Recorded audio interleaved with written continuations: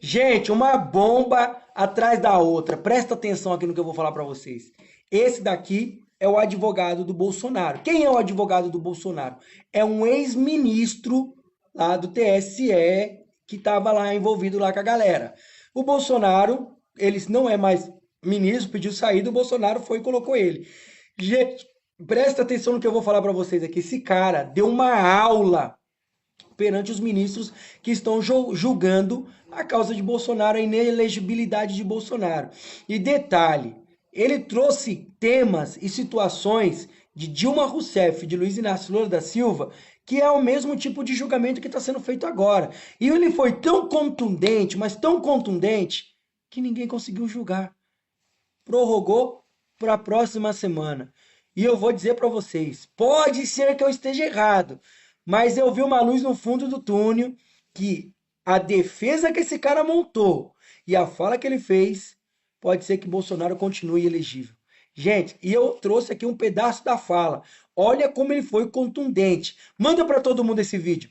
Parabéns para ele. Olha aqui como é que ficou, ó. Defesa de Bolsonaro arrebentando tudo. Gente, olha isso aqui. Olha o que esse cara colocou. O que ele montou, eu tirei o chapéu para ele. Juntos somos mais fortes. Não está em julgamento, como quer se fazer crer, o bolsonarismo. Não se está a arbitrar uma disputa sangrenta, imaginária, entre a civilização e a barbárie. Não está em julgamento, mesmo porque o Tribunal Superior Eleitoral é um tribunal, não é um parlamento, não é um colégio eleitoral. Não está em julgamento, portanto, aqui, nesse processo, a validade, por exemplo, de um processo de direita para a vida política da nação. Nada disso está em julgamento, não pode ser assim. Está em julgamento a reunião com os embaixadores, a vida muito antes do início do período eleitoral e das eleições, em julho de 2022. O presidente Bolsonaro já foi multado. Representações, não AGES, representações do PT, do PCdoB, do Ministério Público Eleitoral e do próprio PDT, sobre os eventos, sobre a reunião com os embaixadores. Em julgamento conjunto, o tribunal inclusive aplicou a multa de R$20 mil. Uma reunião com embaixadores é uma reunião com embaixadores. Isso não traduz uma base fática suscetível de apuração em ação de investigação judicial eleitoral. Era uma investigação para apurar a rigidez jurídica de uma franciscana reunião com embaixadores. Não tem absolutamente nada de uso de aeronave. Tem café, pão de queijo, sanduíche, suco, tem nota fiscal de R$9 mil. Em prédio público, sim, mas para tratar dentro de um diálogo institucional forte, dentro de um diálogo institucional público, sobre um tema que numa democracia substancial não poderia ser tabu. Um atraso de abuso do poder. O ato foi eminentemente de Estado, foi institucional e oficial, fazendo uso do artigo 84(7) da Constituição Federal. Foi realizado na presença, não na presença de eleitores, não na presença de candidatos, não na presença de atores eleitorais no plano geral das eleições de 22. Foi publicizado, foram encaminhados convites ao TSE, ao Supremo, ao TST, ao TCU. O ministro Fachin, à época, chegou a responder dizendo que não iria. Foi despido de gravidade, notadamente para os fins alusivos a esse tipo de ação que a AGE. A reunião foi realizada, não o 8 de janeiro. Isso não é desdobramento de uma reunião com embaixadores, com todo respeito.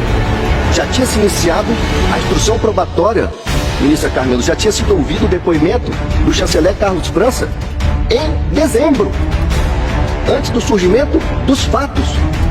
E o processo não caminhou para trás para refazer esse depoimento. Aqui sim há um cerceamento do direito de defesa. No caso Dilma Temer, com todo respeito, a situação não é semelhante, a situação é idêntica. É idêntica. Havia referência na petição inicial de caixa 2 e o tribunal disse não podem ser levados para dentro do processo os achados posteriores relativos às investigações da Lava Jato. É idêntica a situação. E se disse naquela ocasião, na presente ação serão apreciadas as provas produzidas até a estabilização da demanda. Essa reunião nem de longe ostenta um caráter eleitoral. Essa reunião ostenta uma reunião de caráter diplomático. Todas as testemunhas, que inclusive foram ameaçadas pelo advogado que me antecedeu da tribuna, em uníssono disseram exatamente a mesma coisa. Não tinha nada de eleitoral. Um evento eleitoral, ia ser convidado o ministro-presidente do TSE, um evento eleitoral que não tem nenhum candidato a vice do pré-candidato, não tem nenhum político, não tem um candidato a nada. Assim como é fantasiosa a inicial, é fantasiosa a narrativa oral que acabei de ouvir. O discurso do presidente dizia, dentre outras coisas, nós queremos corrigir falhas, nós queremos transparência. A autora, com todo respeito, sem nenhum pudor, junta esse documento apócrifo, impertinente, sem qualquer conexão com a lide. Os achados que vieram do Supremo, o ministro Alexandre pode me corrigir se eu estiver errado, contém, por exemplo, uma perícia papiloscópica sobre esse documento, dizendo assim, não é assinado, não é datado, não possui identificação, jamais foi tocado por alguém que não o escrivão da Polícia Federal, que fez a diligência e não se ocupou de colocar nem luva de látex, e a advogada que acompanhou a diligência. São as duas digitais que estão nesse documento, que nem merece o nome de documento, porque não é identificado, não é datado. Chegaram a dizer, Tarcísio, você tem participação? Não, tem até erros de português nesse caminho. É um documento risível, é um documento que foi parar na casa do ministro Anderson, não saiu de lá e não teve propósito outro senão ir pro lixo.